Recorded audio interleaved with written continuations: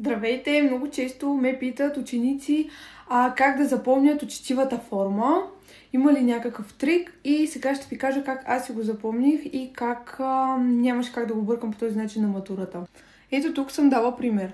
Вие свободна или свободни ли сте утре?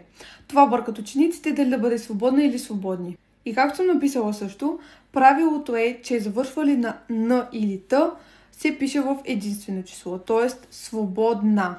Сега някой ще каже, ама то свободна не завършва на Н, ами не, правите го в мъжки род и става свободен, завършва на Н. Ето и по-долу, господине, вие сте одобрен с Н за участие в конкурса, а не вие сте одобрени.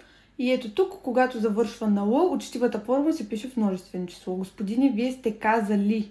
Нали, той е казал в единствено и когато завършва на Л е в множествено число. И сега обобщавам. Най-лесно е да запомните, че когато думата завършва на Л е в множествено число. В другите случаи е в единствено.